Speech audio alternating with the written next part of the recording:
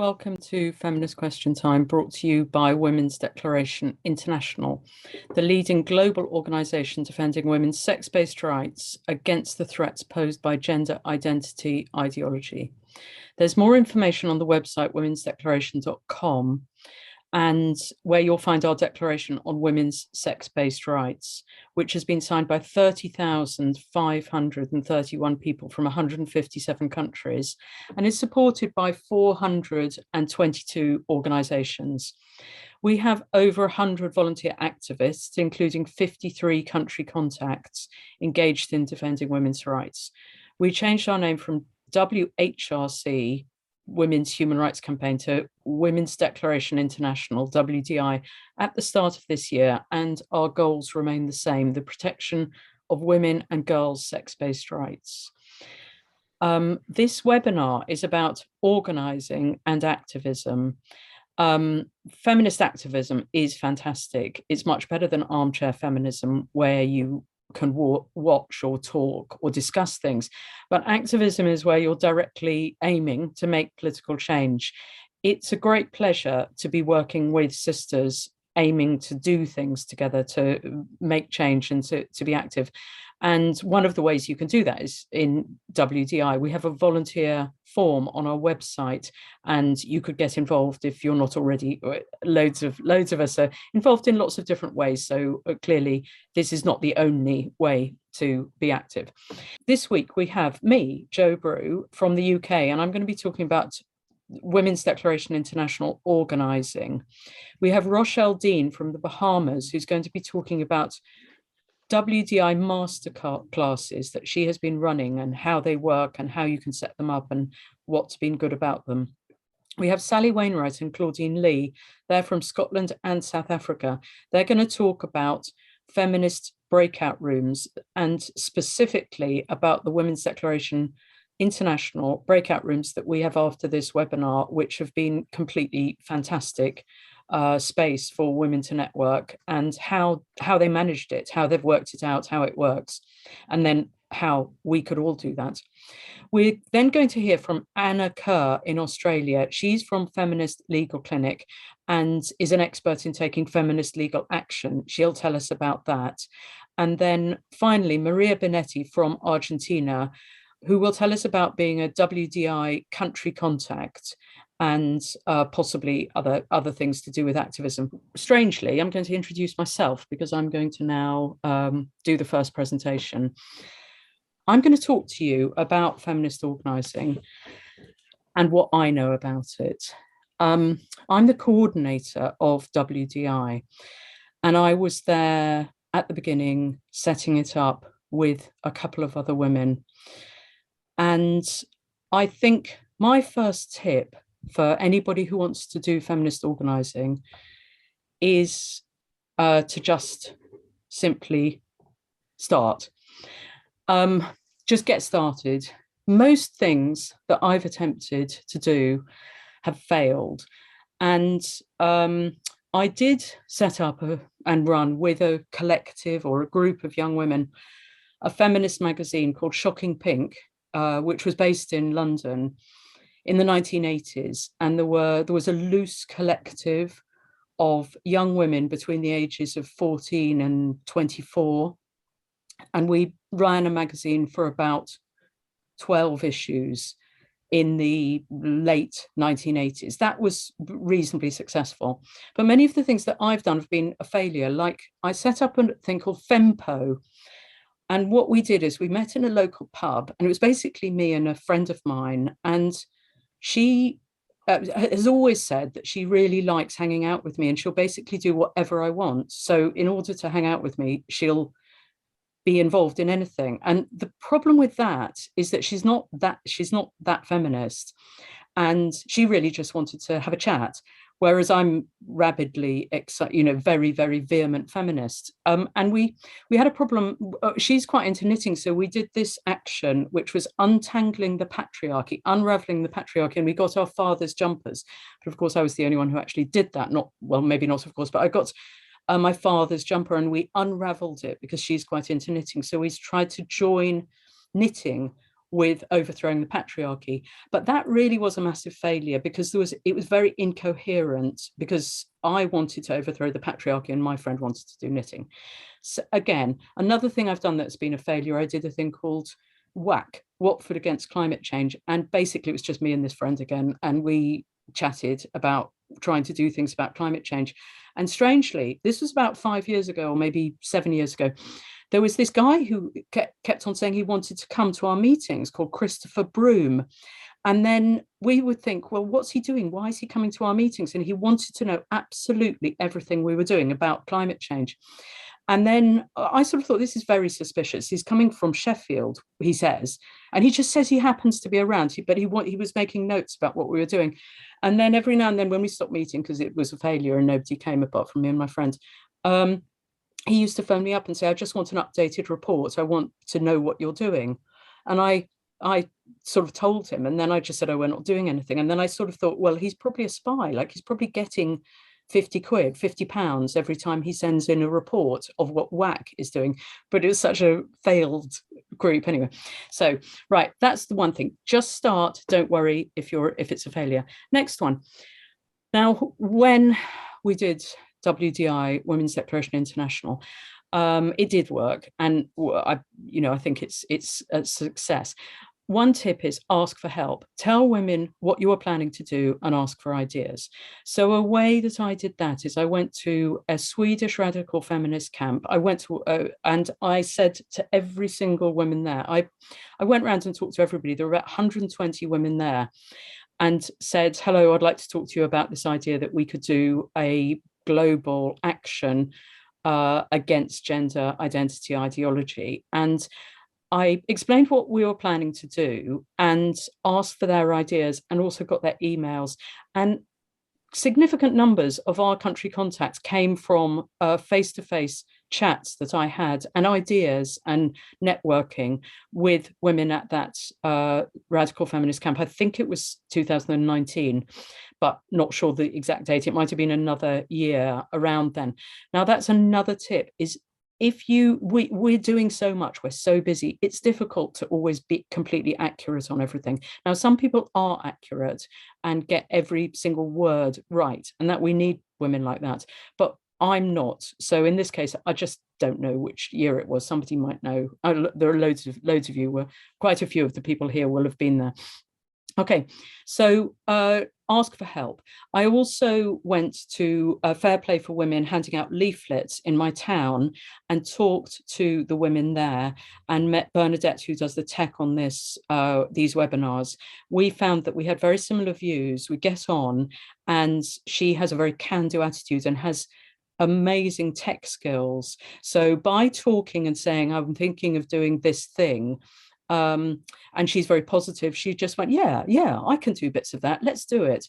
But of every 10 people you talk to, most of them are going to not really want to do it, or they're going to be busy or whatever, but some of them will want to do it. So talk to people a lot. Now, another tip for organizing: do what you're good at, want to do, and if possible, do what you're good at. So I can speak sort of 4 languages. And I worked in Brussels as a lobbyist on international institutions, so the EU, but also a bit towards the UN. So I thought, right, if I'm going to be effective, I'm going to do what I'm good at, which is something to do with at least vaguely speaking other languages and being able to hear people and know that. And also international work. I've done that. I understand how to link internationally. So that would be a useful thing. If you're organizing, do what you can do, and also what you want to do. So I wanted to do this, so that's great. The other thing is being in the area of radical feminism. I've been reading radical feminist texts since the 80s. And one example of that would be Janice Raymond's The Transsexual Empire. Some of these understandings take years to sort of sink in, and you read them and you think, yeah, that makes sense, but then it takes years to become really embedded in your life. And so I think that that's a sort of great if you have got an expertise that you've had for a long time. Obviously, many are new to this, so fair enough, you can't have read something years ago if you didn't read it.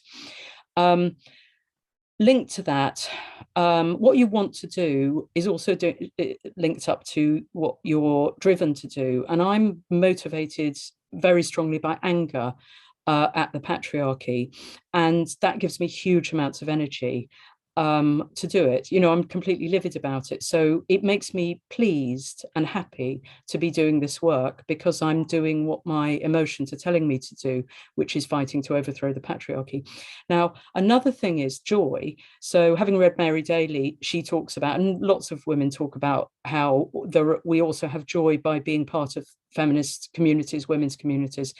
And so for me, there are lots of moments of joy being part of what Mary Daly called meta-patriarchy, being outside patriarchy. And I believe we are creating and have created a meta-patriarchal space in these spaces that aren't controlled by men, where there is sisterhood. So that's joy, as well as being pushed by anger.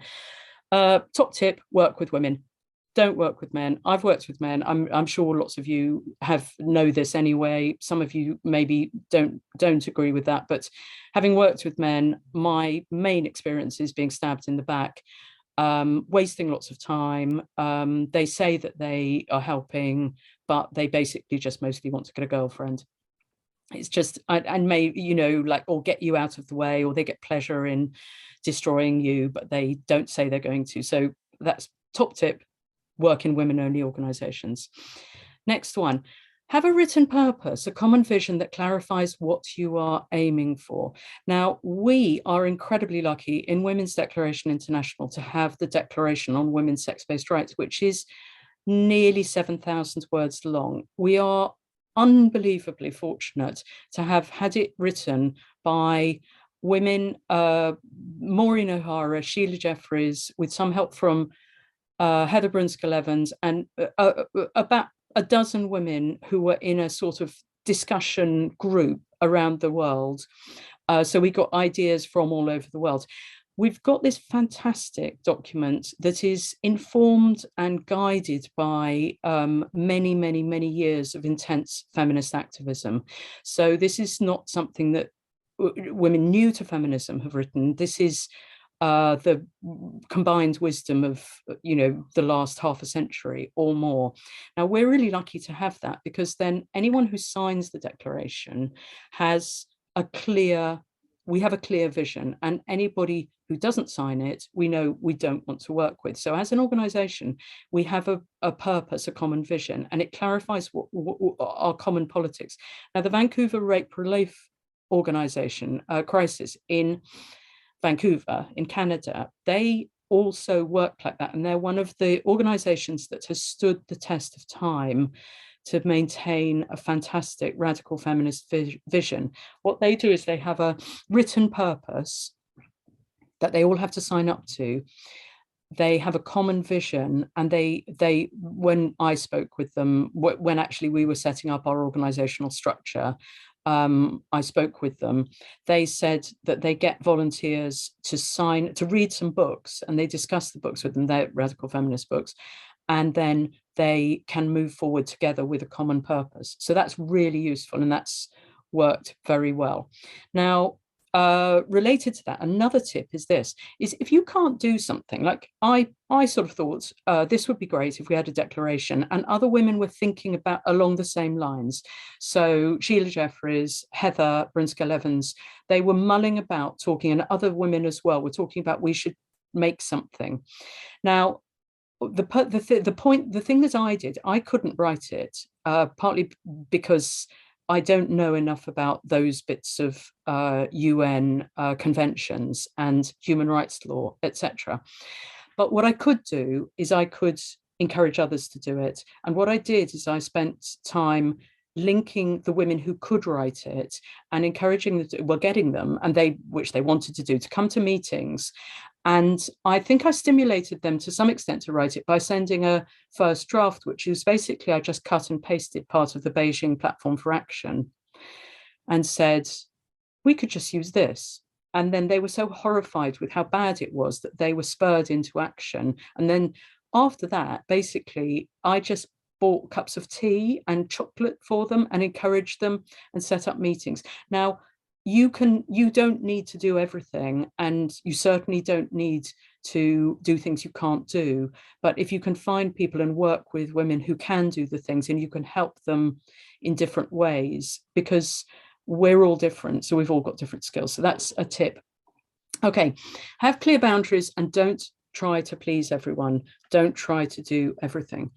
I get emails because I have the info@womensdeclaration.com email almost every day from women and men asking us and me to do things that are not going to help the Declaration on Women's Sex-Based Rights. So they want to put some advertising on our website, or they might want us to help them connect their aunt with their long lost daughter, or they might want to understand a part of radical feminist theory. None of those things are our fundamental purpose, and they might all be good things, but they're not, or they might not, but they're not our purpose. And so have boundaries. Just decide what you're going to do and accept that you have to say no to people, and that's that you can't help everybody. Some people might be upset. Now, one other thing related to people being upset is that my experience of feminist activism is that almost very, very, very often when you get involved in feminism, there's quite a lot of conflict. So what people have written about it being horizontal violence, but it seems sort of such a shame that we would be in a women's organization and then people attack us, or other women attack us. But my experience is that happens, and that pretty much every time I've been involved in women's organizations, there are sort of random attacks on me or other people and big arguments. Now, I've just totally expect that, and it does help to sort of expect it. So I went to a French feminist webinar a while ago, and I warned the women I was going with who are new to feminism we might be attacked, which didn't happen too much, but it was better to be reliable than be perfect. So I'm very committed to running these webinars every week, if at all possible, or because I think reliability is really important in terms of organizing. Collect emails and build a network, be creative and use new technology. So another tip is it is really important to get people's emails, because then we can actually be in touch with each other and be generous with our sharing of those, the fact that we have those emails, apart from not obviously complying with GDPR, but to share information. And then using new technology, using Zoom has been fantastic for us. And I think that it is an opportunity. So I would say for organizing, it's good. Take your feminist organizing seriously. It is serious. Organizing is serious. It's important that women do all sorts of things: writing, thinking, activism on the streets, which we're into as well. But whatever you end up doing, be serious about it, I would say. And the last thing I would say is sisterhood is more powerful than money and patriarchy. So I suggest it's not worth it running after getting loads of money. I think that can backfire. And I do believe that we can overthrow patriarchy. So that's a sort of nice attitude. Good. And I think it's worth it having that. And then final thing is pace yourself. I do other things and spend quite a lot of time looking after myself and sort of trying to enjoy myself, but take my mind off this feminist stuff because it's so grim in parts of it. And I think that for organizing, that's a really important thing for everybody to do. So thank you for listening to my ideas about organizing, and I hope they're helpful. So now we are going to go to Rochelle Dean from the Bahamas. And Rochelle she's the country contact for the Bahamas, and she's run a series of Women's Declaration International masterclasses teaching, or well, she can explain to you. So Rochelle, thank you so much for being here, and over to you. So I just want to talk about the WDI Bahamas masterclasses. And of course, this had a lot to do with the demographics here relative to our country. We don't have that much matters pertaining to transgenderism, although it's a new issue for the Bahamas, or for my side of the world, especially in the Caribbean. Our culture is predominantly Christian, so we have Christian values. We're becoming awakened to certain ideas and certain ideologies. And so our master classes really are simply just a matter of awakening women to the issue that we have. We have a 4-point agenda, really, which is one, advocacy. And point one, advocacy, we just speak about what is advocacy, and that encompasses the types of advocacy according to our demographics here in the Bahamas. And we make a comparison to the types of advocacy, and that leads into activism and public support. So right now, WDI is a new organization here. We're really trying to gain public support. It's kind of what Jo said. She just started, and she continued to work to find people who are like-minded. And that's where we're at. We want to make women aware. And if they want to join the organization, they can. And that's, a part of being able to inform them as well. I think people are very, very interested in information. And when they are informed, then they make better decisions. And of course, they want to be a part of organizations that are informed as well.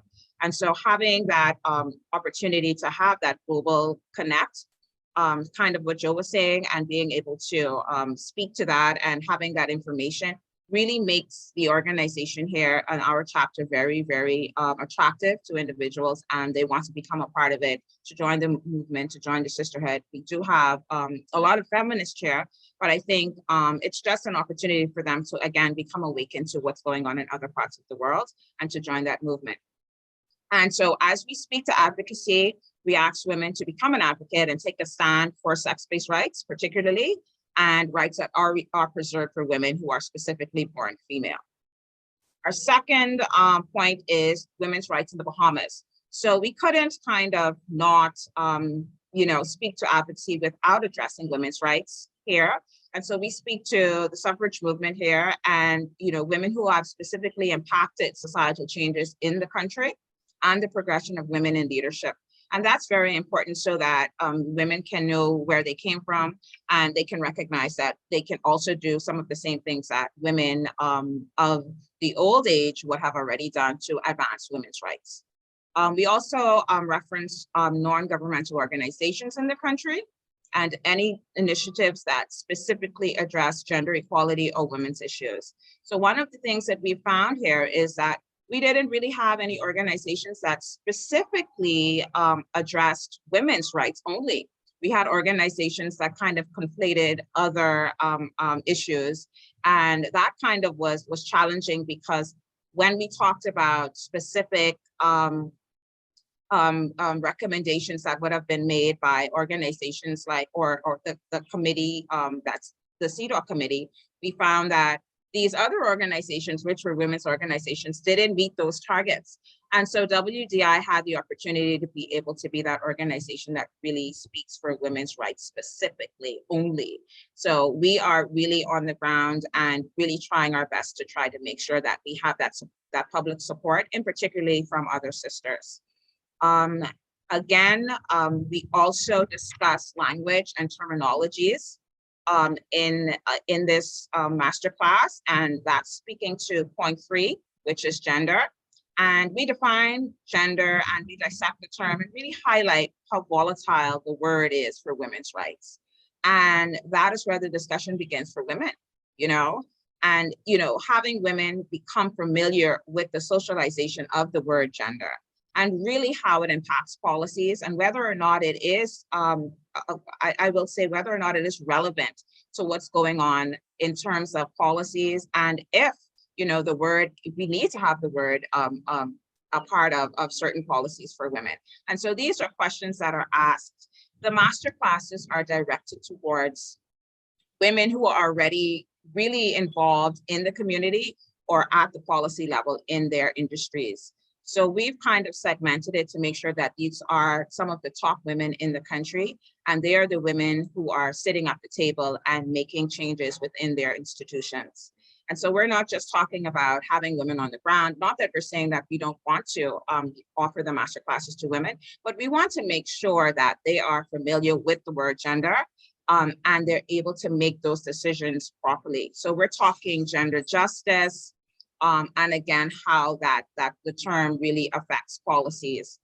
And then finally, we introduced the participants to Women's Declaration International and what the organization represents and its declaration. And in that sense, we facilitate conversation and really have these ladies become masters in terms of how they would make those changes in their industries and fuel activism activities. And that's really what we want to do. We want to be able to be on the ground and say that we are giving protest for certain things that happen in the community relative to the term. And although we are new to this, and we haven't really had those discussions relative to gender, we are making women more awakened. And so they are now having these conversations. We've seen recently where people have really been fueling, wanting to pass a bill here in the country for gender-based violence.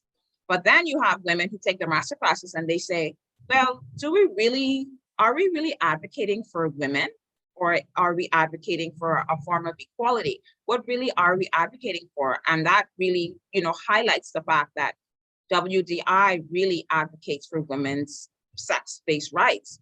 And these are questions and concerns that women are having. Am I really advocating for women when I decide that I'm advocating for gender-based violence? Do I really want equality, or am I really advocating for women?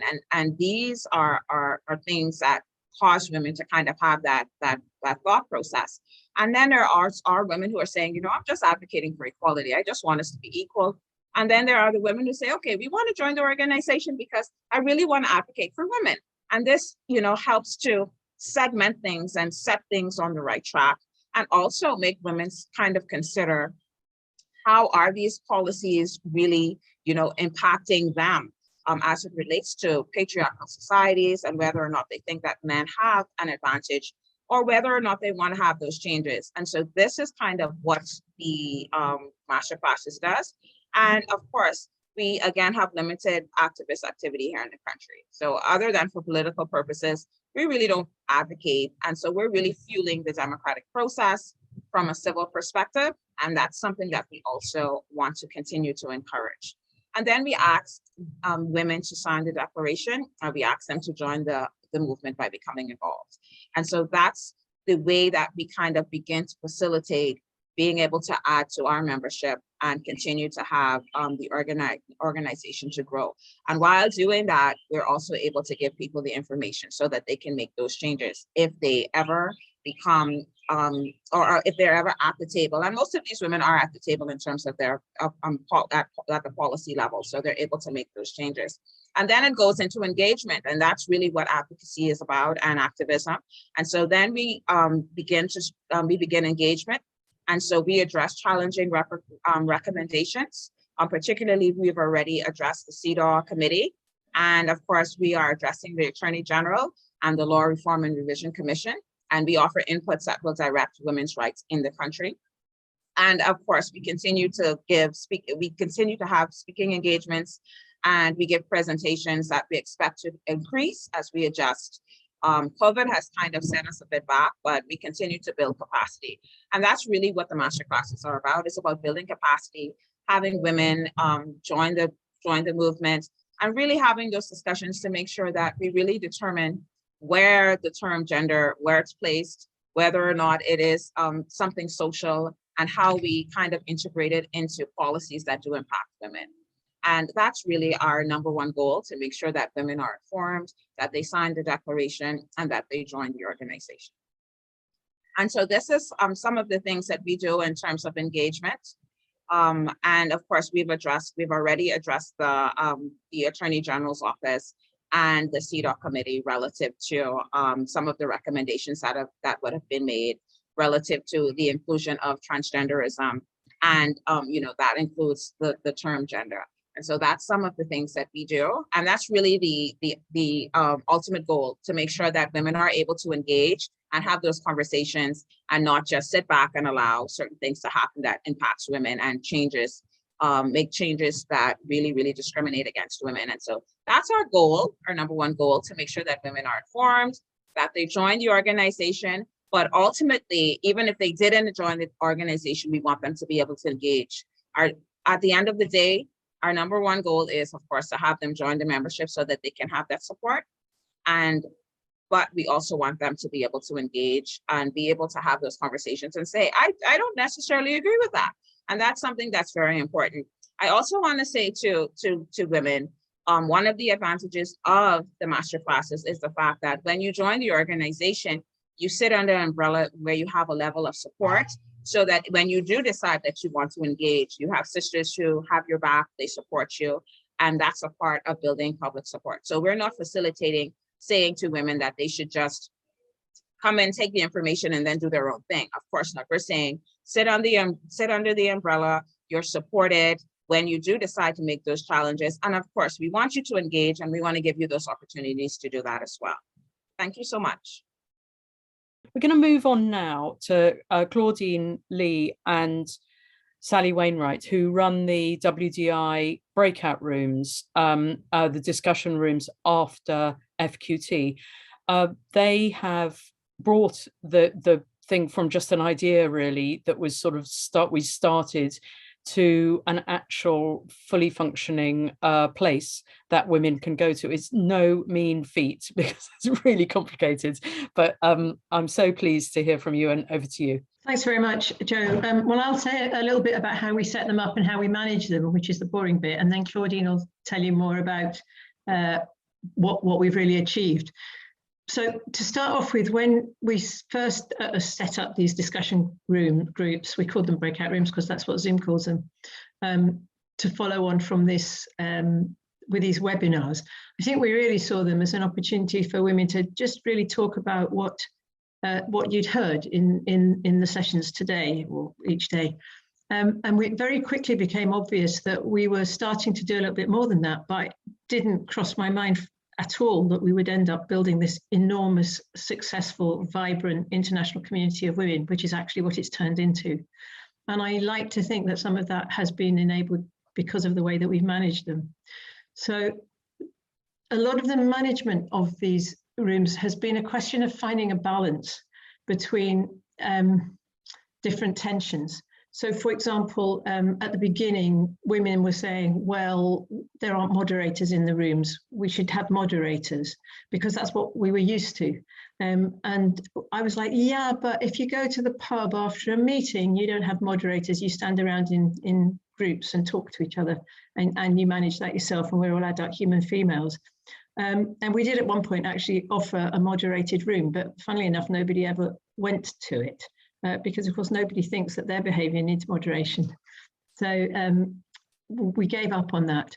It did become obvious that, I don't know if it's still so true today or whether it was just true when we were less used to using Zoom, but it did become obvious that some women lost all inhibitions on Zoom and some behaviours were a bit unacceptable, really. So we ended up developing a set of rules, or a code of behaviour, if you like, which I think people who come regularly know perfectly well what it is, but we do reiterate it just briefly at the beginning of each session, just to remind people and to let new women coming in know. I mean, the main point is a very, very obvious one, which is that we won't tolerate aggression. And there had been early on some, as I say, some unacceptable behaviour which we had to deal with. And there's much, much less of that now. But there is an opportunity to call for the host to come along and join in if there's a problem going on, and I think that's quite useful. And I'm pleased that I think women trust us. I don't know, those of you who are listening to this who are in the breakout rooms, it'd be interesting to see whether you agree with what I'm saying or not. So I think there's really three things that have made the rooms the success that they are, in no particular order. Well, I've started to talk about a code of conduct. The main point is that we wanted to make it a friendly space, but one that was a safe and women-only space. And so one of those things, as I said, was just making sure that people kept within sort of the normal bounds of polite behaviour that you would expect face-to-face, which sometimes went by the board online. The second thing is the sort of security. How do we make sure it's a safe women-only space? And this is actually an issue that's come up a little bit in the last week or so. And what we've done in the past is to say that people have to have their videos on pretty well all the time, or at least until we're certain that we know who they are, so that we can make sure that it is women and that there's only women in the space and so on. And that's very important, I think. And also, I feel that having videos on is more than just about safety and security and making sure that we know that we're talking to women. It's also about being able to develop those relationships, those friendships, those connections, because it's much easier to do it when you can see who you're speaking with. And again, if we were in the pub after a meeting, we would all be able to see who we were speaking to. And I like to try as far as possible to generate that kind of sense and feeling. So we say, go into a room, but if you get bored with the conversation, or there's a friend of yours in a different room, you're not obliged to stay there. Just wander around the rooms and join in and talk to other people if that's what you want to do. And certainly there's some folk who definitely do that. And the third thing that I think we do that's helped to make it so successful is that we've tried very hard to be responsive to the things that women want. So originally, I tried to remember back to the beginning. I think at the very beginning, we just had kind of a whole set of rooms set up so that people could go in and chat to each other. And we did say that the speakers were invited, but they didn't very often come and things. And then it became obvious that actually different women had different things that they particularly wanted to talk about, or groups of women that they particularly wanted to be with. So on request, we set up a whole series of different rooms. So they've all got labels now. So we've got a lesbian room, we've got a room for Black women, we've got a room for Spanish speakers, for example. But then we've also got rooms on particular topics. Some of them are geographic. So we've got a Scotland room or a California room. And the amount to which they're used varies a lot depending on what's going on in those places at the time. And then there's some that are on particular topics, like, we've had rooms called Overthrowing the Patriarchy, or something on being a parent and things. And again, it depends very much what women are interested in at the time. And quite often it's been in response to a campaign, like we've got a new room today, for example, because there's a particular issue going on with a man being used to represent women. Surprise, surprise. And there's a sort of talk of a campaign to deal with that. So we've got a room set up for women who want to look at how we can campaign against that. So and we've got a cinema room set up because people started wanting to show films, and that's become quite successful. There seems to be films going on most weeks now, not every week, but most weeks. And I think that's been really important as well, that I'd like to think that women see it as their space rather than our space, and that the moderation insofar as we moderate it is as light touch as it's possible to be. So what have we achieved? I mean, in my view, we've achieved a lot because there's a space more for activism for women. But not only activism, if you're building a movement of women, you also have to think along the lines of actually getting people to know each other. And this has been a space where women have got to know each other. They've worked across belief systems, they work across cultures, they worked across country boundaries. So we actually have women from all countries in different languages where they work together in different activism, as well as actually campaigns. We also have a debrief. I think actually this space actually offers an opportunity for women to actually debrief after actually hearing some horrendous news around women's rights. And in particular, when you learn about things that are happening in Latin America, for instance, are actually quite awful.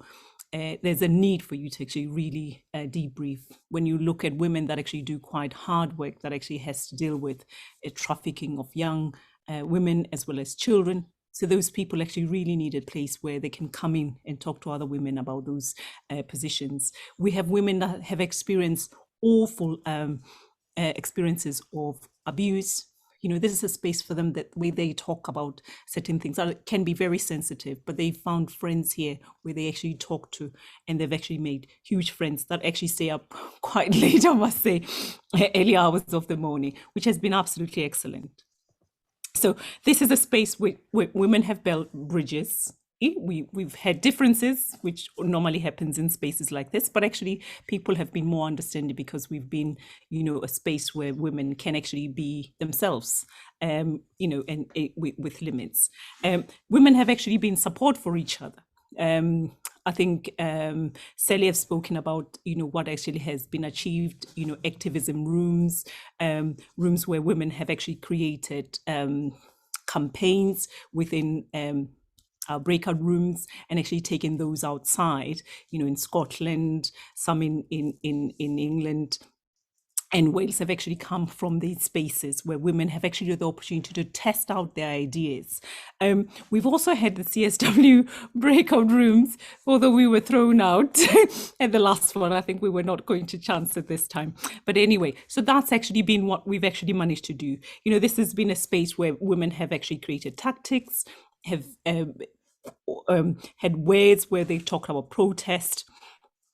The movement is actually a worldwide movement. So that means actually there's more opportunities for women from all over the world to actually really engage with the breakout rooms, but not as a space where they're thinking they're going to be doing something exciting in the initial sense, but actually as a space where women can actually meet. It's also been a space that actually for women's self-care. We've also actually have a space for meditation, which I think is actually very important. We also have sound bowls, really just a debriefing area for women. And other than meeting people, probably wouldn't actually meet in a day-to-day experience. The lockdown has actually offered women a space that actually has, in a very short space of time, women have managed to actually build a movement which wouldn't have been possible, and actually have this movement be across the world, I would say, when it wouldn't have been possible. And the sad passing of Peggy Lahiers, who has been absolutely excellent, a feminist activist who has stood strong in a country, a place in Canada, is, very well missed. And some of us wouldn't have actually met her. And I know lots of people that wouldn't have met her otherwise if it were not for these breakout rooms and know her legacy and what she's done. So these are the rooms that we have. They are there for women to use. What does the future hold for the rooms? In my view, this is actually even more opportunity for you guys to actually get involved. Think about the things that you want to achieve. What have we not been able to reach? Can we reach that? Can we build a huge movement? Can we plan here to actually create the next MPs, the next councillors, the next politicians that actually can come up from these rooms that will actually be standing for women's sex-based rights, not what's actually happening in our country, our countries, how each country is actually being impacted by the gender ideology that actually doesn't actually stand, when it's actually the light is shown on it, it's not standing for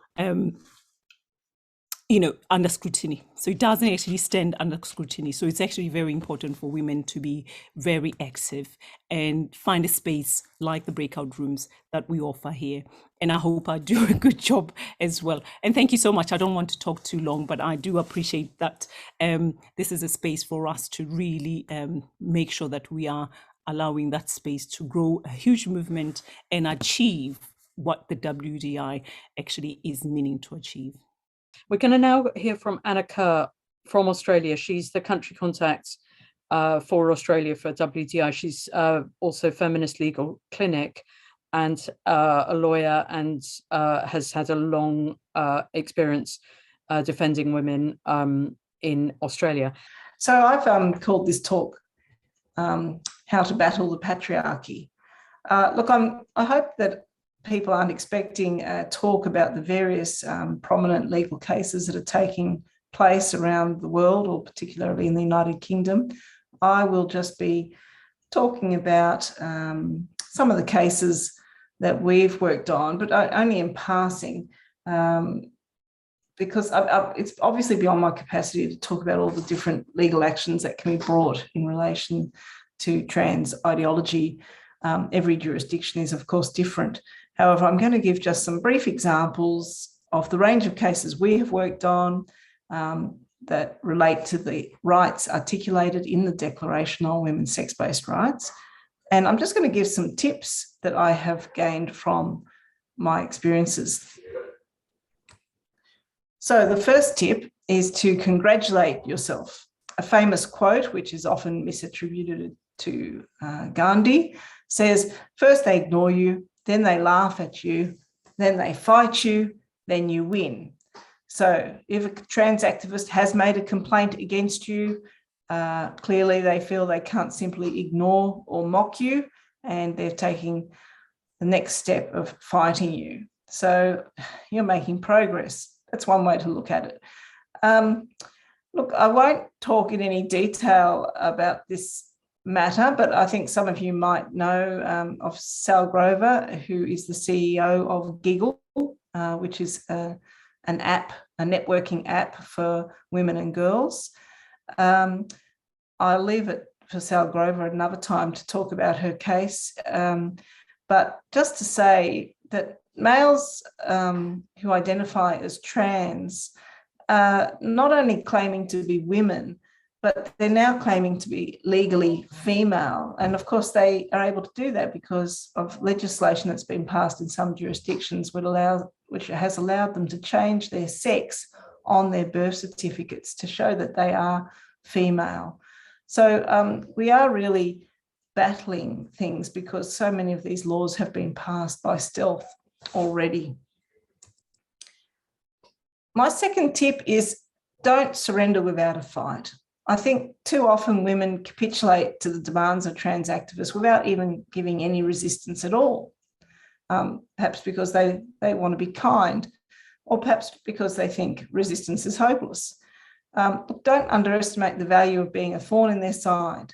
Admittedly, some women have their livelihoods to protect, but even those women in voluntary positions are too often facilitating the work of the trans movement in undermining the rights of women and children in their haste to comply. The case study that I'm highlighting here is the work that we've done supporting breastfeeding counsellors who have continued to use the word mother and breastfeeding despite being bullied and disciplined by the other women in these voluntary organisations. It is very sad to see women working towards their own eradication from not only legislation and policy, but the lexicon generally. And I think the more we can speak to women and get them to understand the importance of putting up some resistance at every step of the way, whenever possible. Third tip, equip yourself. Get some legal advice and some support. Make sure that you're not unwittingly making concessions and compromises which aid the cause of the trans movement. The other side relies on the Tinkerbell effect. If they have enough people who concede that they believe trans women are women, then they're able to make it true using legislation. Don't unwittingly clap for Tinkerbell, no matter how enthusiastic the audience around you might be. Try to resist doing that. The example I've got here is from another area, really. It's relating to the work that Feminist Legal Clinic has done in opposing surrogacy. Catherine Lynch and myself attended a forum. It was hosted by an NGO called the Child Protection, what are they called? Child Protection Identity. Anyhow, they were basically having a forum where they're encouraging discussion about the importance of regulating surrogacy. And I think this is a trap to think that perhaps that's an important thing, that we need to worry about the children who are the victims of surrogacy arrangements and how we can help them maintain their identity. I mean, the trap with this is that you're legitimizing the trade in children by even discussing how it should be regulated.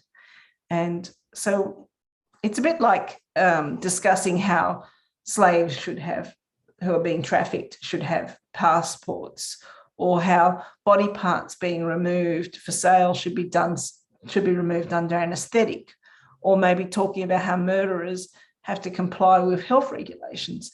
It's a bit difficult to argue with any of these things, but I think it's a clever strategy of leading people to accept the unacceptable by debating that. The next tip is sort of to recognise that we are outflanked, not to get disheartened and to give up, but to recognise, that sometimes you have to preserve your energy, because realistically, the medical and legal professions have been captured to some extent, and we're fighting a very difficult battle. The master's tools might never destroy the master's house, but we should be able to slow the construction of a second story while we figure out another way. And the case study here, I'm referring to the case of Beth Rep, who had a claim made against her for transgender vilification by Bridget Clinch, who's in the photograph above. And this went on for 4 years. There were various proceedings, and we were successful in winding back the worst aspects of the original decision, but nevertheless, it was still a very unsatisfactory outcome. And Beth was ordered to pay a certain amount in compensation to Bridget Clinch. And ideally, it would have been great to have continued on and appealed it further. But after 4 years, and with no guarantee of success at the next level, which would have been the Supreme Court of the ACT, understandably, Beth had had enough. I think the thing is, I don't think it's wasted effort to fight these things. The more of us put up a fight, the more difficult it will be for them to progress things. But it's not a matter of fighting endlessly. I think people do have to consider their energy and preserve it to some extent. And some battles maybe aren't worth having. Tip 5, advocate for the rights of all women. I think I just put this at, I think it's important for us to highlight the diversity of women who are opposed to trans ideology, because there is a tendency by the trans movement to depict this as a battle between conservatives and progressives. And they, of course, align themselves with progressive side of politics. Of course, we know that that's very untrue and misleading, but I think it's important at every opportunity to highlight that women of all political persuasions and sexual orientations are negatively impacted by the loss of women's sex-based rights. And this is a photo of Jessica Hoyle, who has an ongoing case in Tasmania because she requested permission to hold a lesbian drag king event in Launceston, and she wanted to exclude males, and the Anti-Discrimination Commissioner said no. And as a result, we are now appealing that decision in the tribunal, and Jessica is joined by LGB Alliance Australia in bringing that case. The next tip is the importance of using the court of public opinion. But of course, in order to do that, the public has to know what's happening. And we have a problem at the moment with media censorship. It's really very difficult to get the mainstream media to cover these stories. So I think it's very important that we don't let them advance by stealth, and that we expose what's happening. And the case study I have here is in relation to the founder and lead candidate for the Women's Party at the last federal election. This person was a male who had 3 wives and 3 children before having had gender reassignment surgery. And the mainstream media was very reluctant to make this fact public, but we eventually did manage to get some coverage in the right-wing media. And I'm happy to say they weren't successful in the election, and they have now been deregistered. I think we can all see the importance of this tip. It's not always about winning, and I think we all know that the recent coverage in relation to Leah Thomas, and the photos of him alongside his competitors and of Laurel Hubbard, for instance, in the lead up to the Olympics, were extremely helpful in raising public awareness of the entire issue. Those other individuals there photographed are trans activists who make their presence felt not only on the sporting field, but through our legal system in Australia. Tip 8 is about emphasising the non-violent nature of feminist resistance. The trans movement are only too keen to depict us as violent or aggressive or intimidating. It's very important that we don't give them any grounds for that. In one of our cases, one of our supporters turned up at the tribunal with a carton of eggs. It was very unwise. This was then cited as evidence against my client throughout the rest of the proceedings as an indication that she had incited hatred and violence, although she'd had nothing to do with it at all. It's tremendously unhelpful to provide them with a basis for claiming that we're the aggressors and they are the victims. I've attended a protest as well, a counter protest at McIver's ladies' pools, and again we had the problem that the media took a photo of one of us looking as if she was being restrained by the police, and it was terribly unfair. And in fact, we'd been abused for a prolonged period by a trans activist, really using very florid language, and neither the police nor the media had responded to that at all, but instead had put this photo of one of our protesters in the paper. So please don't give them ammunition in this regard.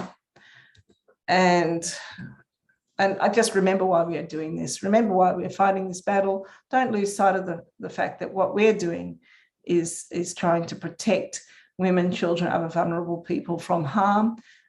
We may be told that we're not being kind, but there's nothing kind about keeping quiet about the abuses of human rights that are taking place under the guise of the trans movement. Thank you very much. And that's my talk for today. Let's move on to Maria Binetti. Okay, over to you, Maria. We started to organize our local campaign between 2019 and 2020. I met with a group of 5 or 6 women then to think about our local version of WDI. We thought it would be better to take a local name in Spanish and set up a shorter version of the International Declaration for strategic and pedagogic purposes.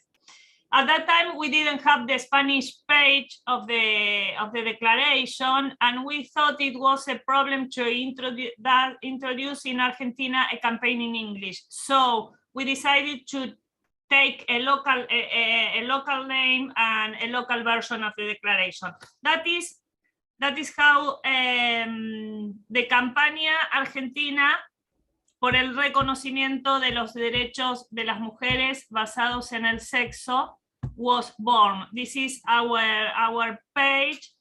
We have now more than 700 signatures. This model has the advantage of better reflecting the local context, but the disadvantage of reduplicating signatures and formats. So we need an effort to unify the format between our local campaign and the international format. Last year, we joined forces with the Buenos Aires Women Museum, signatory of the International Declaration, and decided to offer together a series of webinars. And we also invited several lawyers to join the group of the campaign as a legal arm of the campaign. There were and there are very important, for example, to write the complaint to the Commission of the Status of Women, which, by the way, nobody replied yet. And considering the local context we face, I see some started difficulties in general, in some shared difficulties in general, some common difficulties. The first one is to lose fear. Even ourselves and even myself, many women have left the campaign because of fear. I myself, at the beginning, didn't know what I could say or what not, or how far I could say it. And so speaking clearly is essential to learn from each other and to lose fear. That is a first difficulty. The second one would be that many women have no idea what we are talking about. They still think that we are talking, that the trans issue is an issue of extension of rights. So they have no idea of the danger of is over us. And the third difficulty is that, in my view, we need a more proactive agenda, not to be behind them behind the trans group in a reactive way, but a more proactive agenda. This year, we decided to focus on adding more women to work and advance in strategic actions. The most recent and maybe the most important action we did this month, exactly, is the legal precautionary measure against the National Institute of Statistics and Censuses of Argentina, asking them to remove the category of woman from the gender identity options in the census that is coming now in Argentina. I will show you, we also did these flyers about the coming census. You will see in the census, we have two categories. One is the, I will show you here. One is the sex registered at birth, and in sex we have a woman or female, we have men or male, and we have X, because in Argentina we have 3 sexes. And we have also another category, which is gender identity. And in gender identity, we have also woman and men and trans woman and, well, trans men and transvestites and non-binary, and there are the options that we have in gender identity. But the point is that woman and men and trans woman and trans men are in gender identity. So there was a sort of deliberation between us, which I think it is a real issue to discuss, on whether we should request the complete removal of the gender identity as category, or just the removal of woman from the gender identities. Finally, we consider that the second option much more strategic. We follow in this point the same line drawn by Fair Price for Women in England last year. And in the context of Argentina, where gender identity is law and is a culture, because gender identity is becoming a culture. So the strategy is, for me at least, and we agree in that, to take woman off gender's identity. So to prevent woman from being a gender identity or a gender, one more gender, here in the case of the census, but in general. Well, as coming actions, we have planned a plenary session for next month to showing women from the different places in the country. And we have many points for improvement. For example, improvement activism in social networks, improvement lobbying, legal advice and tactics, international reports, and federal coordination. One of the most important goals this year for the campaign is to stop the modification of the national law of violence against women. Argentina has an excellent law on violence against women, but the Ministry of Genders that we have in Argentina, genders in plural, plans to change this law to introduce in this law all the genders. So conflate women as a gender identity. So I guess the most important movement this year is to stop this modification. And for that, we need a federal coordination with many women along the country. And we are also waiting the legal resolution of the judges about the census case. If we win this case, that would be great and excellent news, because that would mean that woman is not a gender identity, so it's a sex. So that would be great to win this case. But if we lose, we have to consider an international move, because it is also a scandal to say that in Argentina, for Argentina, woman is a gender identity. So the outcome is still open. We have to see the result, but maybe we win, I hope.